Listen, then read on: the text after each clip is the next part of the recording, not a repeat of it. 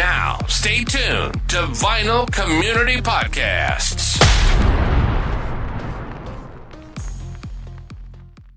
Buddies, we are back in the building, back on the block, back on your podcast listening software or YouTube watching software, whatever it is. I am Concert Buddy. This is another Vinyl Community Podcast presentation of Mind of the Record Collector. I'm doing air quotes there because I'm still working on branding with legal, but I'm joined by somebody I've been wanting to talk to for a minute, and I actually met him a month ago. It's about a month, coming up on a month.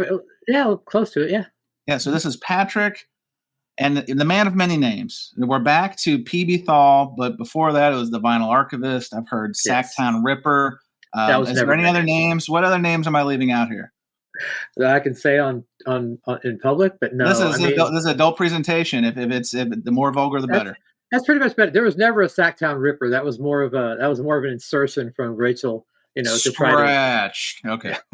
So I mean, I was the Vinyl Archivist. I think I started out as like Mr. Rogers' Vinyl Neighborhood or something. It was something like kind of like Eddie Murphy. Take on Eddie Murphy Saturday Night Live. Mr. Robinson's Neighborhood. Yeah, Mr. Robinson does it. Mr. Robinson's Neighborhood.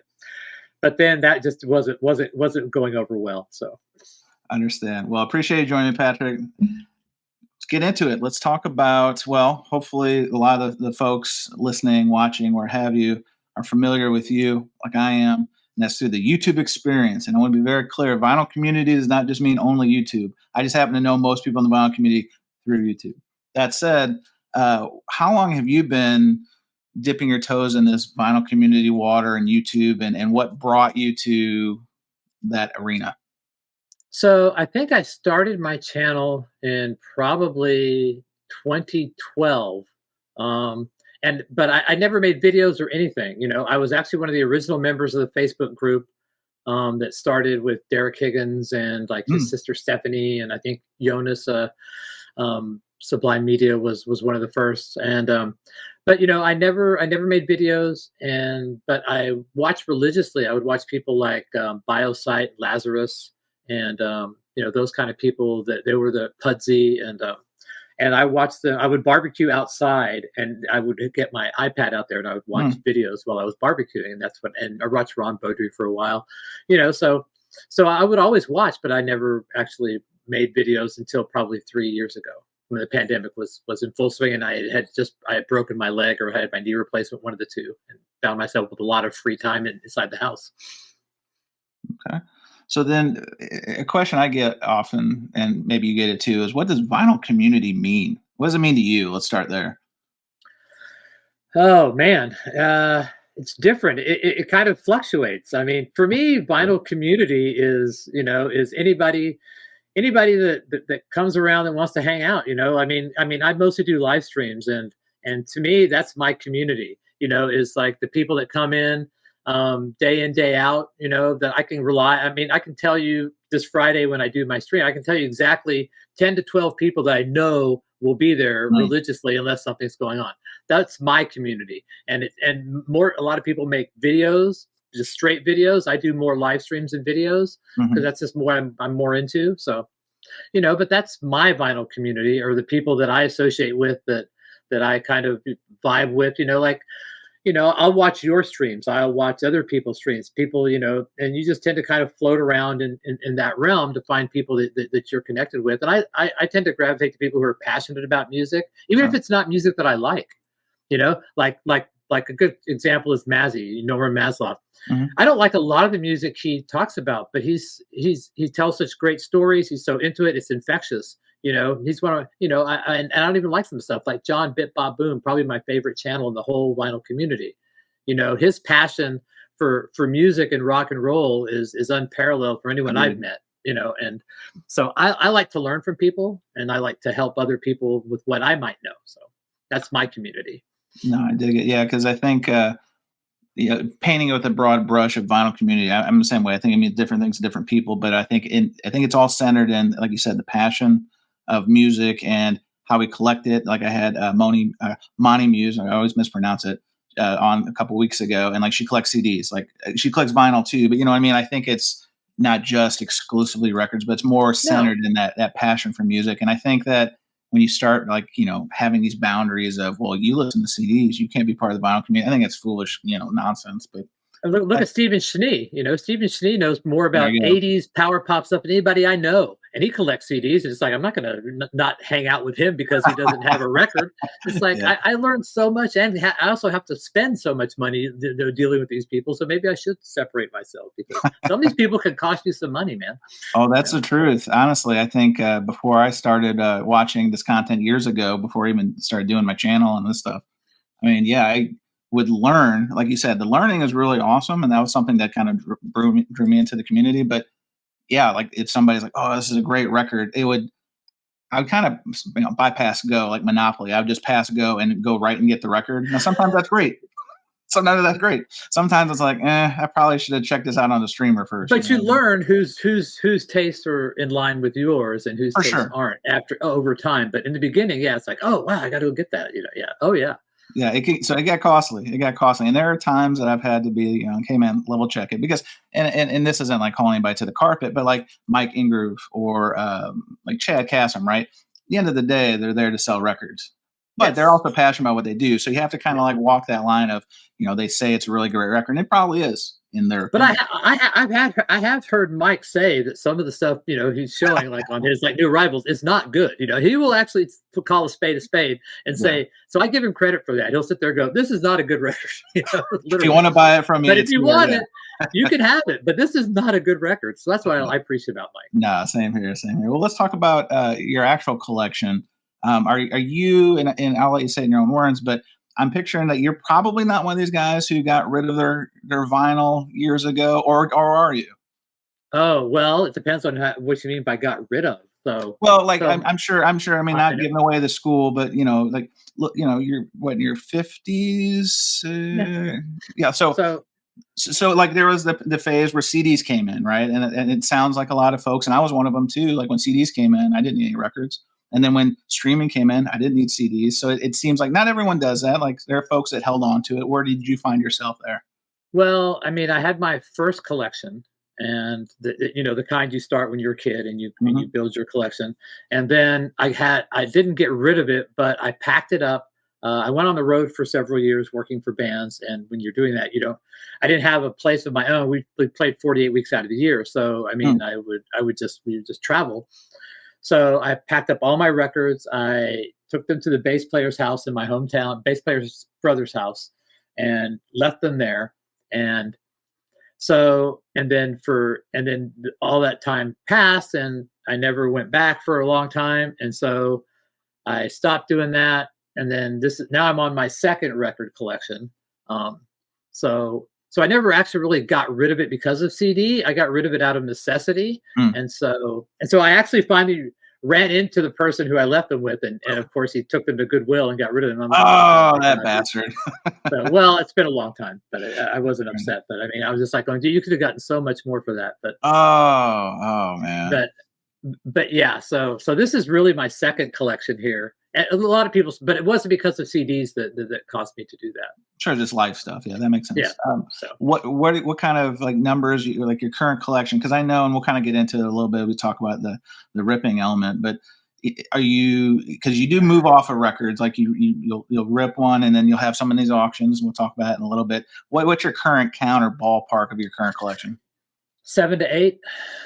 Okay, 78,000. If I count cubes, yeah. Okay. Perfect. And probably about 2,500 singles.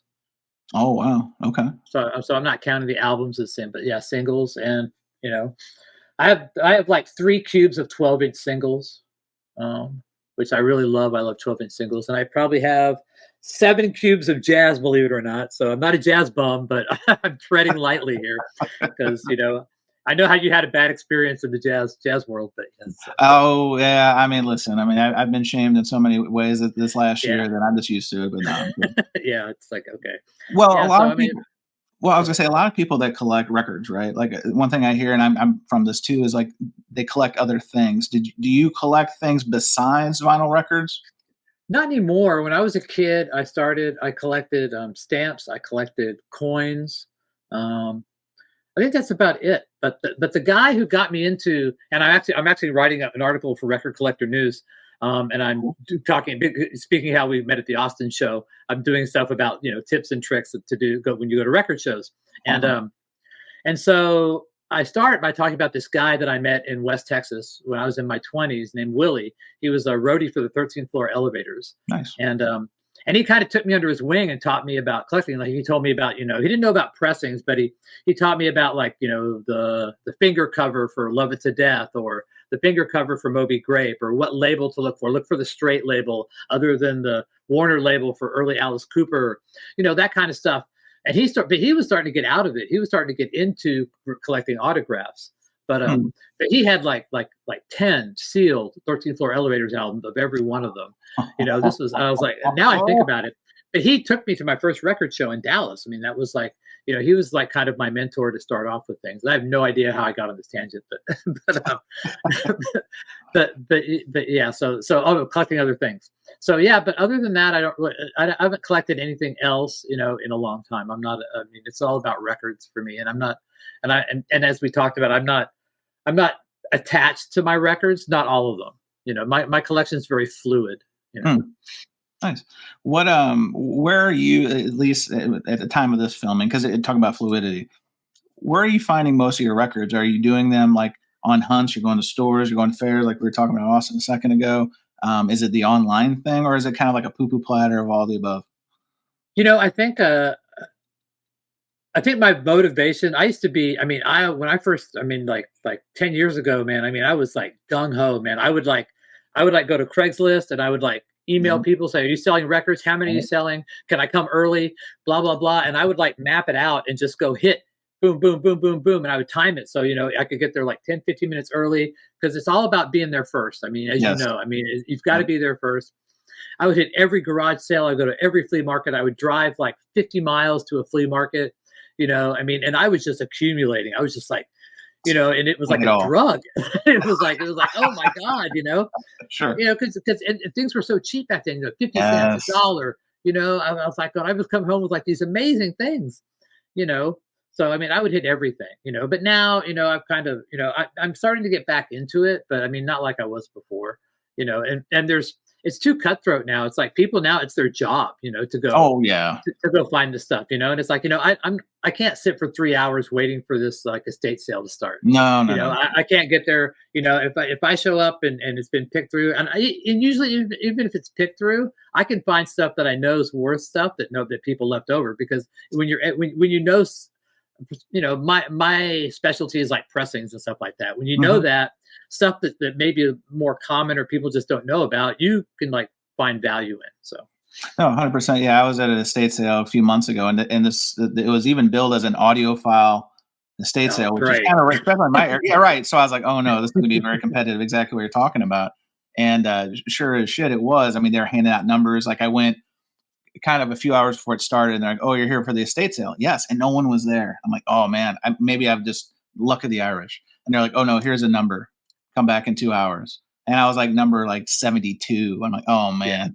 Yeah. But to your point, it was interesting and I think this is the value of watching these YouTube videos, at least one of the values, is that if I don't know of an exact title or don't know the history of it, at least I've seen the cover, at least I've heard, the artist, etc. And so I was at this estate sale, and that's exactly what you said. I'm number 72. I come in, been picked over a lot by that point, but there were still a lot of gems that, people didn't even know about. It wasn't even just pressing. It was just things like, how can this get passed over? Oh, this is only $5. Great. This is like a $70 record. So I think there's inherent value. The more information you surround yourself with, even if you don't, like write everything down or keep spreadsheets or what have you, just seeing things, sometimes you can kind of be like, at least it triggers, hey, I better pause. I can't tell you how many original Blue Notes I saw in those days and had no idea, no freaking clue. And now I just kick myself every day, just like going, oh my God, man, I saw so many. I can only imagine. This is a very target-rich environment. Where I'm at is a very target-rich environment. There's a lot of desirable things to see here, and there's a lot of records here to be had. But like I said, it's very cutthroat now, and people are vicious. It's like, I swear to God, I was going to a garage sale, and there's no one there yet.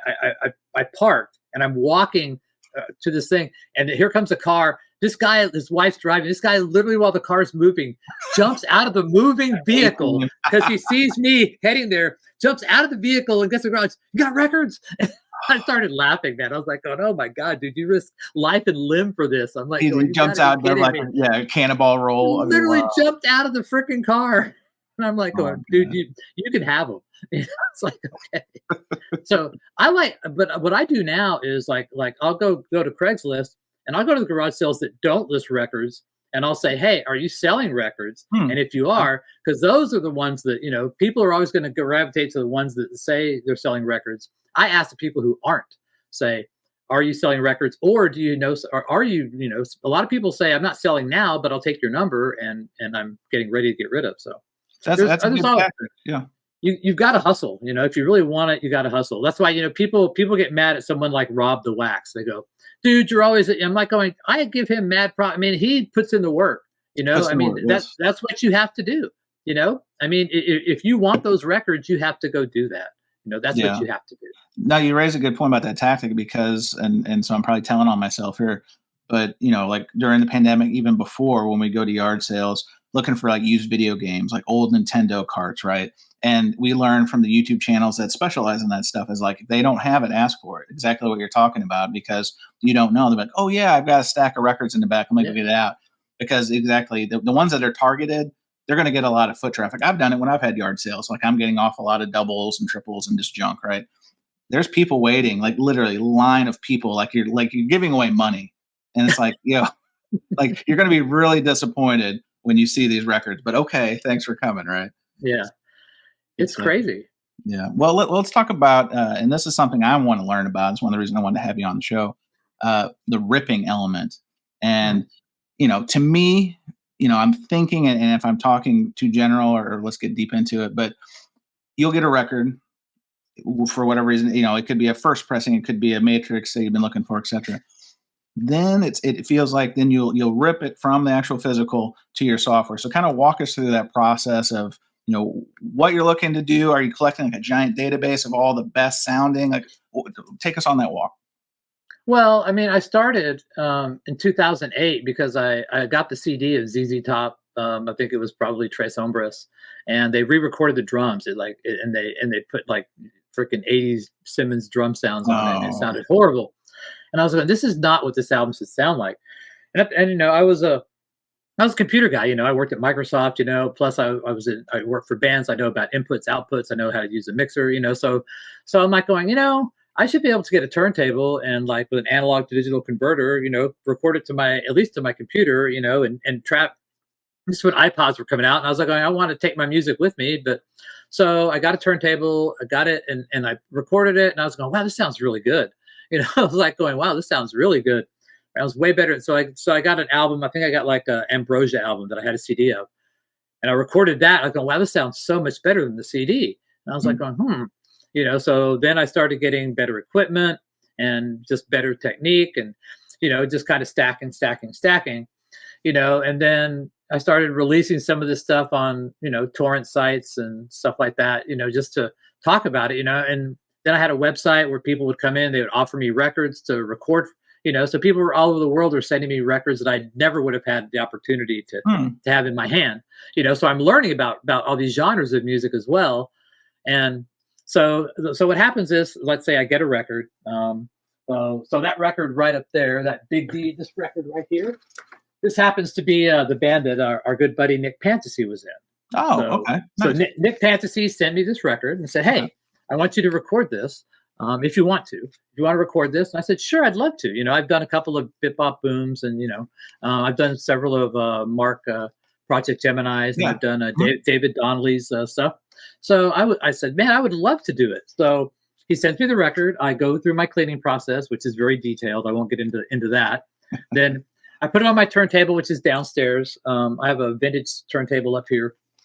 And that goes into my analog to digital converter, which is also a click remover, which has 10 levels. I always leave it on 3, never go higher than 3 because it kind of kills the transients a little bit. Most people don't notice, but I do. And then it goes into a USB stick at 24-bit and 192 kilohertz, which is very high resolution. Mm-hmm. Pretty much when they did the Beatles stereo box set, that's what they did it off 24 192 files. So I get that, I put it into my software, and I go through and I listen in between tracks and kind of like get rid of the vinyl noise, listen for any clicks, that I might have missed. And then I split it up by tracks, and then I have the full album, and then I tag it, and then I have the full album available to listen to. And so that's kind of, in a very, very, very small nutshell how that works. How, talking about the bit size, right? Like I remember, and I'm telling on myself, I was like a lot of people. In college, I was doing Napster, I was doing LimeWire, I was doing all the torrent stuff. But you're talking, Pirate Bay. I mean, I was all over the place. But talking about 192, right? Like that's going to, over time, if all the files are that size, it's going to take a lot of size. What kind of hard drive situation do you have? Do you have like a whole room that's just wall to wall, or what's that look like?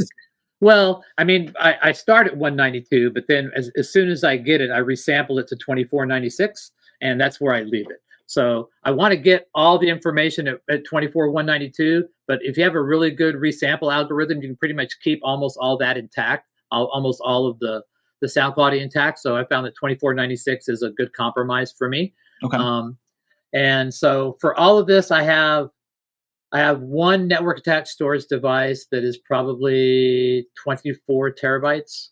And then I have USB backups and stuff. So being an IT guy, I have it covered. Well, I was gonna say, yeah, you threw in the Microsoft piece, and just from listening to you over the years, I can tell that you definitely that's right where your lane is. Yeah. Is there an end game? Is there are you trying to, and I say this because I thought there was. Well, I know when I was getting all these files online years ago, I was like, I'm gonna have everything. You know what I mean? I had backup hard drive. I had the fattest iPod, so I could, I thought I was gonna have millions of songs. And then at some point, you're like, you can't have it all. So for you, is there an end game, or is it genre specific? What is the motivation? And sub question: how do you archive and catalog all this stuff? I'm assuming you have spreadsheets and you have easy recall points. I have for cataloging, I use Foobar 2000, which is what I also play on my live streams when I'm on my computer. So that is so it just goes out and reads everything. It just adds in the library, and it's got all my tags and everything set up. So that's pretty easy. There is somebody who's done a spreadsheet over the years. I don't do it, but he's actually tracked it by hardware and date, and so it's pretty. Yeah, it's one of those anal, really in-depth guys, and he's done an amazing job with it. And I'm like, well, I don't remember doing that. So I've been doing this so long. I don't remember, someone will say, do you have that record recorded? I'm like, going, no. Oh yeah, I do.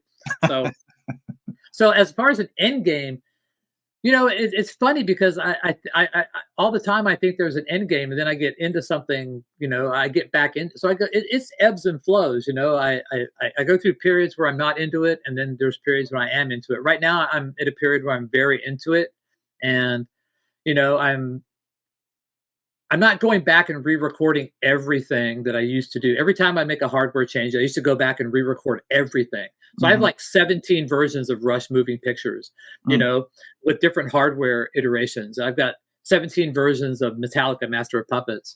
There's certain albums that I just have so many, that I can tell you exactly what the difference is when you change from this cartridge to that phono pre every time. So I haven't done that in 3 or 4 years, and that's helped my mental sanity.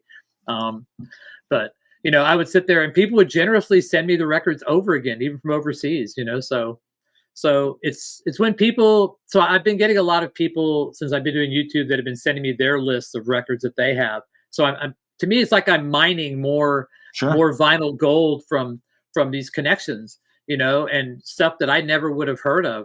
Like I said, people like John Bip Boom will send me records. Thor will send me records. Nick Fantasy sends me records. Mm-hmm. Lots of people send me records to do that I maybe never have heard of. Or I have a guy in Scotland send me a stack of freaking UK 45s. Because in England and Europe, they listen to totally different bands than we did. At that time. A bunch of 80s stuff that I never would have heard of. So I've been very fortunate in that way, and I consider myself very fortunate. I mean, people are getting stuff out of it too. I'm providing a service for them, but I'm getting as much out of it as they are. So So I don't look at it as like me doing a favor for them. I look at us doing a favor for each other. Yeah, that makes sense. Is there a subculture? Like if you were, because I know like now you've readopted the pbthal name, and we can kind of talk about that here shortly. But is there like a community within a community of, and again, I'm using air quotes, like a ripping community? Is it like on message boards? Like how do you communicate with other rippers, so to speak? Well, first off, most other rippers have had egos, and so there was because when people comment, they go, man, it's the best I've ever heard this sound. And if you and as a ripper, if you had done that same record, right, and someone says that, you're like going, hey, I think mine, and I have an ego. Anybody that does this and says they don't have an ego is lying to you. Okay.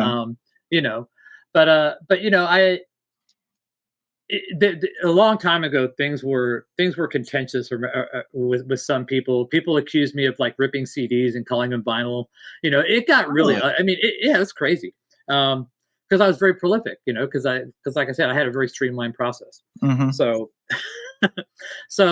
But yeah, there is a community, and people that listen to this stuff and collect this stuff are pretty broad. I would say it's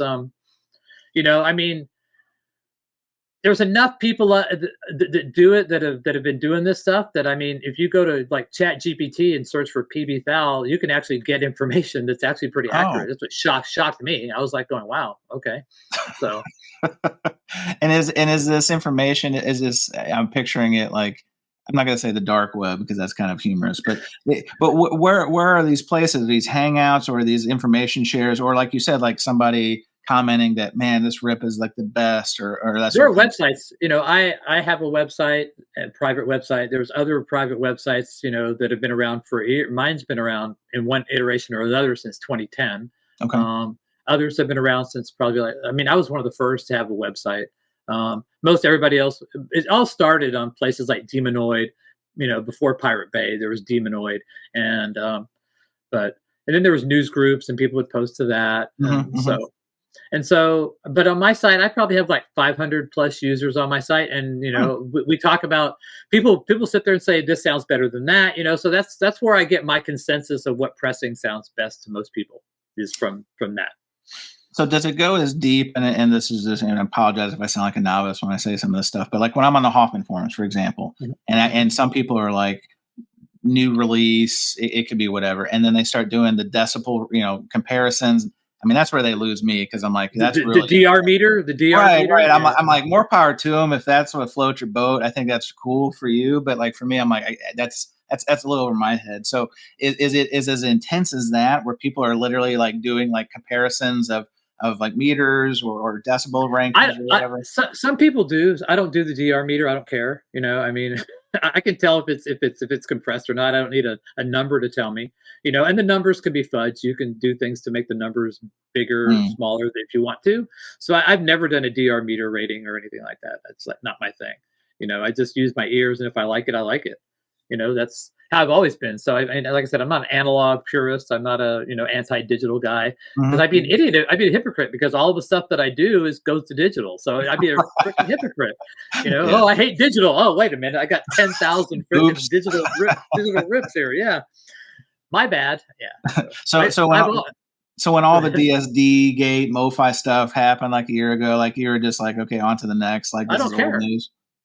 Some of that stuff still stands up to me. It's some of the stuff is still better. I don't care if it's got a DSD step or not. If it sounds great, it sounds great. I don't care. The Rolling Stones stuff was in DSD. A lot of that stuff was in DSD. So, yeah, I'm not a purist in any sense of the word. And so, kind of back, we were talking about end goal is something, at least one of the areas you hone in on, trying to find a definitive best pressing. For example, like, the flavor of the last couple of years since that MoFi stuff is certain people getting back into or getting to originals. Like I've always tried to collect the originals, like all my want list and Discogs, it's all originals, right? But, certain people are like, originals have to be the best. In a lot of cases, that's true. Is it something where you will get, a title, and then, because we go into the matrix part too, because I think that's so fascinating, because trying to like chase the definitive, like you have to sample a lot of different types before you can weigh in on it. Is that, well, you have to care enough about the record to want the true. Yeah. Because if you're just picking up like Barbra Streisand, like nobody cares. Right. But if it's, But if it's like a Beatles record, like I know you talk about the 1A, 1B stuff, which I had never heard about before until I listened to you talk about it. I mean, that kind of stuff where you get down into the minutia, is that kind of what like, fuels your fire in terms of the ripping and then also chasing these different pressings? Yes. I mean, that was always my goal, was to basically preserve what I felt were the best sounding pressings of my favorite albums, or albums that people recommended, because all this stuff is going to be going away at some point. All the tapes will be gone, and already tapes are gone. Like I would say that I have a Zombies, Odyssey, and Oracle UK mono pressing that's probably as good as it's ever going to sound. No CD is ever going to sound better because the tape's gone. And the tapes are, and they don't even have those tapes anymore. So there's an underlying feeling sometimes when I'm on live streams or talking to people. There's a faction in the vinyl community that says it's just about the music. Yeah, for me it's about the music first. But once I love a record, I'm not going to be happy with it as an MP3 or something I got off Napster. If it's just about the music for you, then you won't care what it sounds like. You just want the music. And there's a faction of people that do that. But if I like a piece of music, at that point I want to get to where I get the best sounding version of that music that I love. It's not that I'm chasing something because it's audiophile or anything.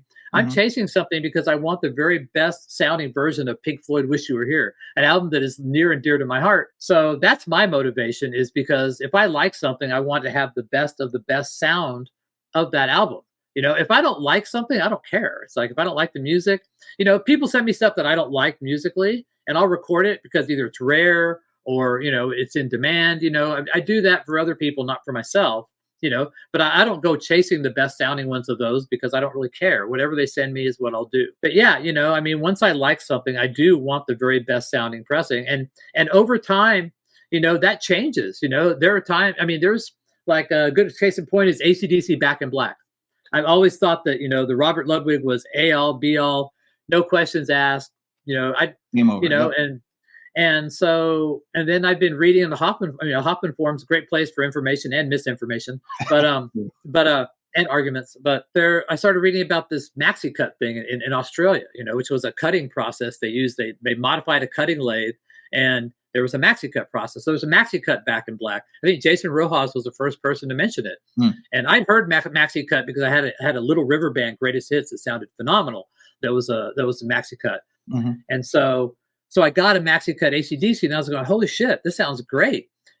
So then I started going into a maxi cut rabbit hole, and I started finding other albums. I've got like 5 maxi cuts that are probably coming this week from Australia, because, you get into that rabbit hole and stuff you thought you knew, it's like, okay, I know what the definitive Dire Straits is. I know what the definitive Rolling Stones Tattoo You is. Well, I don't know now because I've got these maxi cuts coming, and we'll see what happens.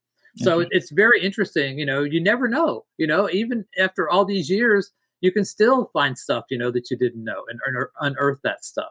So it's on a case-by-case basis. Well, how do you feel about, because we do right now, it's a very fertile time for collecting, in the sense that there's so many reissues, and there seems to be the perceived value of a lot of work being put into them. For example, the Atlantic 75 that Chad's doing and that sort of thing. If you've got a title, like you said, like we'll just say Wish You Were Here for the sake of this conversation, you feel like you've found the definitive recording of that, and then they come out with another one, how motivated are you to track that down? Is it something where you can wait till somebody in your orbit gets a copy and sends it to you? Or because that title is important to you, you'll go get your own copy, rip it, and then make your own assessment, and then maybe put it in the auction? It would depend. It would depend on the provenance of and who is doing it, and I would probably there's a price point that I would sit there and say, am I comfortable, for something like that? Because I'm sitting here like going, I don't want to spend $200 on a one step that is not going to be superior to what I already have. Sure. I start with the originals, and I go, and then I take reissues on a case by case basis. So I have a UK Phil Collins face value. I have a George Piros face value, and I think I have a Monarch face. So I had at least 2 or 3, face values, and I got the AP 45. I was not disappointed that I got the AP 45. So I'll leave it at that. So I thought they did an excellent job on that, and I'm looking forward to some of the other titles. Like I'm really looking forward to the S album. I've been bitching about the S album being redone for God knows how long. You, Patrick. I know they didn't do it for me, but I mean, I've been bitching about that for so long. I'm like going, why can't you redo the S album? You always do Fragile. You always do Close to the Edge. You know, why not? They even did like they did the first album. Kevin Gray did a great RSD reissue of that. But yeah, I'm so happy about that. So the Analog Productions, you know, as much fun as I make of Chad, you know, they do good work.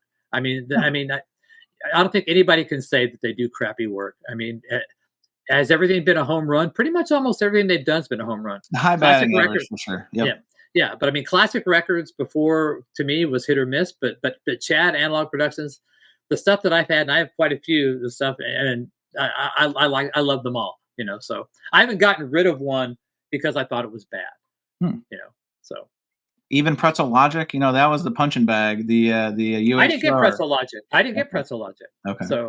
So I knew that people would send me to Steely Dan's, and I have enough Steely Dan's, you know, that I figured it would be close. And I did a very, very, very well done shootout of Can't Buy a Thrill, and the results were interesting as always. Well, you raise a good point about shootouts. So when you see other channels doing shootouts, is there a natural skepticism? Because I think, like you said, the Hoffman forums. I know this is in Hoffman forums all the time. Everybody in their tagline has their gear because that's one of the first things people will say, as opposed to like a goof like me, and I'll just say, "This is my first impression. I'm not a reviewer. I don't have the killer setup. I don't have the tube amps. This is just what I think. This is my impression." But when people do a definitive shootout, at least project a definitive shootout, yes. You kind of roll your eyes, or does it really depend on a case by case? I roll my eyes when anybody says definitive. Okay. I roll my eyes at that one word caused so much dissension amongst, you know, the vinyl ripping community. Okay. I mean, that one word, somebody puts definitive, and it's like, well, okay, now you just said that it can never be beaten, and what you've done is the best of the best, and you're never going to get everybody to agree. I mean, no. I don't care what you say, you know. So I took a step back and I said, you know what, man, it's not up to me to tell people what's definitive or what they like. That's why I do my shootouts the way I do them. I do them blind. You decide for yourself. I tell you what you listen to after a while, but you know, I want you to decide what you like best. Don't let me tell you, and I don't want, you know. So people get in love with you know, this is a confirmation bias thing. You know, if you know that, you know, this record is a $200 record and this record is a $1 record, and you listen to them side by side, you're instantly going to gravitate towards the $200 record because it's supposed to sound better. It's like hardware. Bias. Yep. It's like hardware. People look at a vinyl rip and they go, "Oh, he ripped it with this hardware. It's cost $30,000. And this guy's system only cost $1,000. This one has to be better." So people do, and people do that all the time. They just equate dollars to good sound, and that's really not the case, in my opinion. And I don't want to be the one to say this is the best. I let people decide for themselves. I may give my opinion afterwards, sure. But I don't want to be the one preaching at them saying, "No, this is the best." You know, so yeah, I think a lot. Yeah, I think a lot of, and, you know, we don't have to rehash it, but people hear things differently. Equipment's different. Yes. Their room is set up differently. There's so many different variables. Like more bass, or they like more treble. I mean, yeah, it's not up to me to tell you. And don't get mad because I don't like what you don't like. It's not like it's not like I'm criticizing you. You make fun of children. Yeah, exactly. Yeah. You didn't play on the record unless it's like Nick's band, you know. I said, "Oh, you were horrible in that," you know. But I mean, unless you're in the band, you know, I mean, chill out a little bit. You know, we all take things a little bit too seriously sometimes, me included. I agree. It's easy to do. All right, Patrick. Well, we're in the portion of the program we call the lightning round. Okay. It's just some quick hitters, but we can dig deep on there. But talking about collecting, you know, one of the things I really still enjoy is few and far between now, but when you're out hunting and you find something and you kind of go, "Oh, wow," I call it the oh shit. Like you're really surprised. But it could be the price, it could be depressing, whatever. What is probably top tier, top Mount Rushmore of finds like that you've had? That's easy for me. For me. So I was at a garage sale from a guy who is a record seller, who's a guy that used to go to flea markets and sell records. This was his overflow. His overflow in his garage. He used to have it like once a year, and I'm like there, and I'm digging and looking through all this shit, you know. And nowadays there's be great shit like lots of Def Leppard, Fleetwood Mac, and but I pull out a Paul McCartney Ram album, and this is something I always did for some reason. One of the records I always did, and I opened it up. I pull it out. And I'm looking for in Apple Records back then. MAS meant mono, and SMAS meant stereo, and so I open it, and the mono Paul McCartney Ram. There's only 100 of them made. They were only sent to radio stations. Okay. And I open it, and I see MAS on there, and I was like going. I literally said, "Oh fuck." I put the record back. I had a stack of records like this. I put those records down. My cat says, "Hey, Diva." I grabbed the record. I looked around. I saw him. I saw his wife. I went to his wife. And I said, "I got one." Everything was $1. Everything was $1. I got one record. I got $1. She goes, "Here, $1." I gave it to her. Ran to my car, and then went home. Cleaned it up, recorded it, and I sold it for like $1,700. Wow. So that was the moment for me. Did you squeal the tires? Did you squeal your tires leaving that? No, but my heart rate was probably like 140. But I mean, wow. I was like, I instantly, and not being sexist though, I instantly bypassed him and went right to his wife because I knew she was not even going to care. Strategy. There's nothing wrong. Yeah, get that shit out of here. He just wants the money. Yeah, she wants to get it out and get it. I've been to enough yard sales to know who the power brokers are. Exactly. Let's talk about grading, right? Because grading, kind of like listening and sound, can be subjective. Now there's standards. There's the gold mine standard. There's that thing, the basic universal grading system. Where do you kind of fall on that? Because depending on who you talk to, somebody's VG plus could mean somebody's excellent, could mean somebody's mint. I mean, some people won't even allow the word excellent. So I mean, I agree. I wish personally, before I kind of lead the witness here, I wish there was just like a uniform way, and we could, again, getting everyone to agree, like you said earlier, next to impossible. But let's quit making up the VG plus. Like, what does that even mean? Like, where do you fall on the grading spectrum? Well, I sell a lot of records, and so I try to undergrade because I don't want records coming back. And full disclosure, I think I probably had 4 records been sent back to me, and the entire time I've been selling records. I've probably sold several thousand records.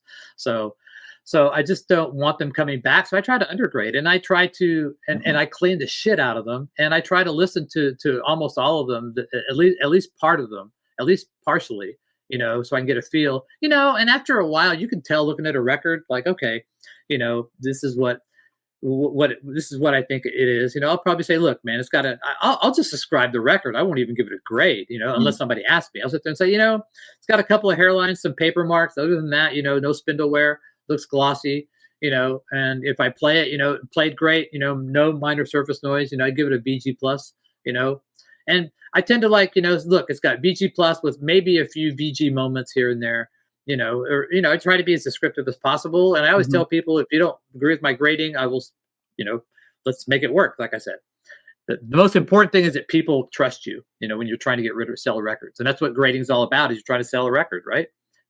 You don't grade records just to tell people, you don't grade, say, hey, look, this is my record. It's near mint, Right. And then put it back on the shelf. Yeah. No, I understand. I'm with you. I always undergrade. I mean, to me, and this is probably foolish, but as soon as I open a brand new record, it automatically becomes VG plus to me. Just because, because I've broken the seals. Anytime I see someone advertising mint, it's an automatic disqualifier because I don't feel there's mint is sealed. Only thing that's mint is sealed. Right. Well, even then, like I've talked about never know. Channel before, you never know if it's been stored terribly if it's dead stock, it's 40 years old, and it's been sealed. Yeah. And then you open it, and then literally it's like a 45-degree angle. 40 years old is like presumed mint. Let's talk about one thing, circling back to the auction piece, because you do move a lot of records through the auction technique and through on YouTube and so forth. And a lot of other channels are doing that now, and this is no shame in that game. But like you said, having like subject matter expertise and credence, like you said, like with your grading and that sort of thing, is auctions how you move off most of your records now, or do you kind of go all over the place? Where do you sell records mostly? I just do auctions now. I used to do eBay, but I mean, all the fees and stuff, but I'd rather sell to someone that I know. I mean, most people that buy the records I sell, I know. And so I like the fact that, someone I know has the record now, and that way they trust me. And if there's a problem, I know it's not going to be a hassle. It's like they got a problem, we work it out, and, that's how it goes. But I said, there's only been 4 times someone has, returned a record. Sure. So I find it enjoyable. I enjoy the auction process. It's a lot of fun. It's funny. It's hanging out, and I like to think that I'm imparting some wisdom on people because I try to talk about the pressing, and interest, something about the album, like, oh, this is a Terre Haute press. This is a Columbia Santa Maria press. This is why you want the Columbia Santa Maria press. This is who mastered it. This is what you're looking for. This is what's in the dead wax, So I try to make it educational as well. Oh, awesome. Where do you enjoy listening to your records the most? Because most times when we see on camera, it's in that spot. Or when you're doing rips, it's just the camera's on your turntable. Do you have a dedicated like listening room or center that that's where you want to listen to it, just for the artist to listen to it? In my living room, I have a streamer, a Logitech transporter that is hooked up into all my albums. I have some I just bought these KEF reference 3s, which is like the first new audio big purchase other than my turntable that I bought in years. And I bought like a shit VDAR 2 power amp, and so I just go from the streamer into my home theater, and I preamp out into the shit VDAR into the KEF monitors. And that's how I listen to, if I'm going to sit down in a sweet spot and listen to music like that, that's how I'll do it. But a lot of times I listen on my bike rides. I have like some really nice Westone monitors, and I listen to I have a very nice digital audio player, and I'll get on my bike, and I live in a beautiful area that has lots of bike trails and stuff that I can go ride. And I'll go ride for an hour and a half, 2 hours, and just listen to music in my headphones, just me, my bike, and just completely, these are completely isolating headphones. And I don't ride on the street because it's all bike trails. So okay. I was going to ask. I'm assuming you have a street bike. Do you have like the carbon fiber frame and all that kind of stuff? Are you really into that? Yeah, I have a recumbent. Actually, I have a recumbent bike, and so. Oh yeah, And so I do probably like 20, 25 miles every day. I try to, like 6 days a week. But yeah, so I do a lot of listening that way as well. Awesome. What does Discogs mean to you? Discogs is a great resource and also a inflated cost gauge that people use as a tool to gouge people and don't really realize what actually the true cost of a record is. So people tend to take the median value of Discogs as the Bible, and it's not really. Yes, yeah. Well, especially I've noticed it. Maybe you've noticed it too at record fairs, record shows in the last like 2 to 3 years. It seems to be that is the gospel, because when you look things up, because folks, you should look things up if you're about to buy a record at a record fair. Yes.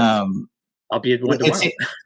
but it seems like that the pricing has now at least reached that. It's pretty much Discogs median for the most part. Every once in a while you can get a good deal or you can catch someone who's being reasonable, but there's a record store here that does Discogs high for everything. No. Yeah, it's ridiculous. It's ridiculous. Well, that said, do you think that pricing, this is kind of the next question, the biggest change in the last 10 to 15 years of collecting, is it price? Is it the internet? Is it the Discogs factor, or is it a combination of all of them? I think a lot of it is people are becoming more educated, and so and that's partially our fault. so I mean, people are. I swear, I 5 years ago, I could go to a record show or a record show and not see one seller that would list something as a Monarch pressing or a Ludwig. Now I go and I avoid these. I'll go to those sellers last. I swear to God, I will. If I see somebody that says Monarch, this like that, that means they know what they're doing somewhat. I'll go to the guy that's got his stuff in a tub. It looks like he just pulled it out of the garage. Yeah, I will.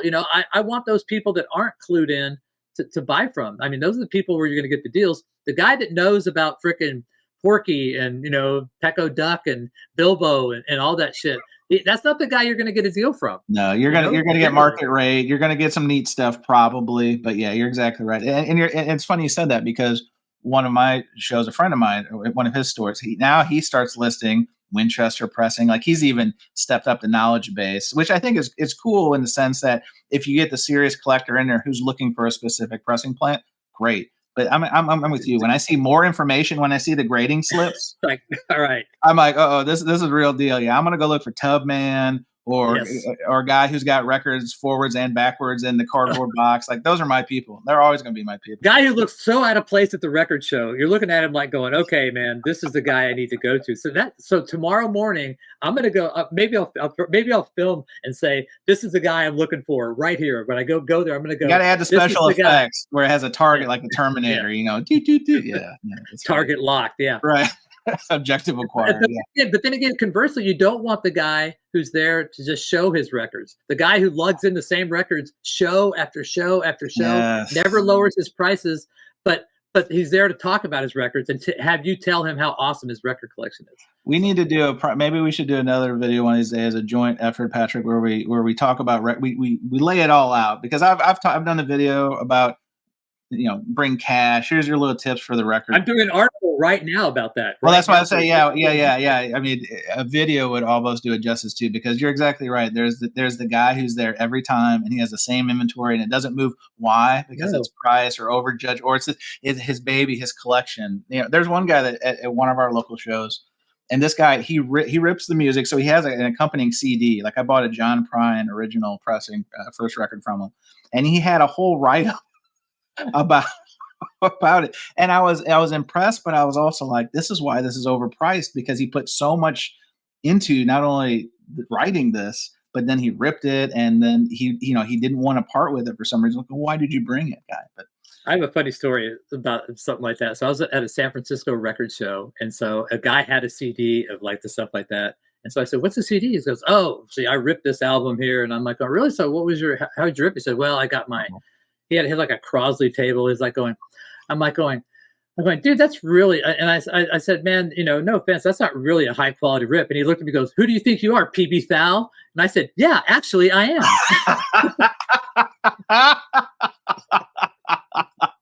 Wow. I hope he was wearing the brown pants that day. I just like go, yeah, I am, it's like, okay. So that was pretty funny. I thought that was hilarious. That's classic. I love it. Last one I got for you, Patrick, is, and I was kind of inspired by this because the Record Store Day Black Friday list came out here recently. Do you participate in any of these record holidays, Record Store Day, Record Store Day Black Friday? There's a store here that's about 30 miles from me that's called Cherry Records. And actually, I've met Poetry on Plastic there a couple of times. We've dug there together. But he does Record Store Day. He gets almost all the titles, but no one goes there. It's like, I can go there. There's no line, no nothing. I get right in and I can just pick my shit, and go. So yeah, I go every time, I mean, there's usually one or two things. This is going to be tough, this one, though. I mean, there's not much on this one that I found really interesting. But yeah, I tried. I definitely go, I mean, I go mostly to support the record store. Yes. I'll go buy other stuff, every time I go, so it's not, I mean, I'm one of those people that go to the record store anyway. Record Store Day is meant to get people, the Taylor Swifties and all those people out there that don't go to the record store in there and maybe hook them a little bit, which I think it's working, because I see a lot more younger people at the record stores and record shows, and women, than I did ever before. But yeah, so I do participate. Yes. Awesome. All right, last one I got for you. Now that you've gone back to pbthal. Yes. What are we going to have a burial at sea, or what they call a Viking funeral for the Vinyl Archivist? And are we going to release it into the ether so someone else can now become the Vinyl Archivist themselves? Well, I think I'll always be the Vinyl Archivist, but the reason why I did the pbthal thing was because I did an interview with Darko Audio as pbthal, because that's another one of those moments where he did a thing on Talking Heads, and he said, I'm no pbthal, and somebody told me about it, and so I reached out to him and said, hey, I am pbthal. If you need any help, whenever you're about this stuff, let me know. He said, no, but I'd like to interview you. And I said, okay. So I said, well, if he's going to interview, he's interviewing me as pbthal, not as the Vinyl Archivist, because he doesn't really know who the Vinyl Archivist is. And most people, to be honest, know pbthal way more than the Vinyl Archivist, at least in the general terms of the vinyl universe. pbthal's a much bigger name than the Vinyl Archivist. Plus, I always got shit. You're not a real archivist, so. well, then how did you segue off of the name? Was there a controversy? Did someone license it? Like, why did pbthal kind of take a back seat, and then the Vinyl Archivist take the front seat for a minute there? Well, because I didn't want to. I wanted to basically have my YouTube channel stand on its own. I didn't want to just, ride the coattails of being pbthal. I wanted to establish myself as me and not, and also because, I had some moments. I mean, I literally kicked out 8,000 people from my website overnight, so I said, because I just got tired of people not commenting or saying thank you. And so I did a search for all the people, that had never left a comment or never said thank you. And I said, all right, you're gone, so I was a bit petulant back in the day. so I made some moves that made a few people angry.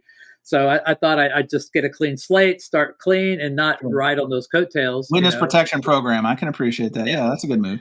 So I wanted to, see, can I stand on my own, or do I need to I don't want to rest on those laurels, so to quote unquote, So that was the impetus behind it. I wanted to stand on my own 2 feet, basically, as me, not as the entity known as pbthal. But now you're merging the two. You're taking the two universes and putting them back together as you've adopted the pbthal. I'm just trying to take over YouTube. That's my goal.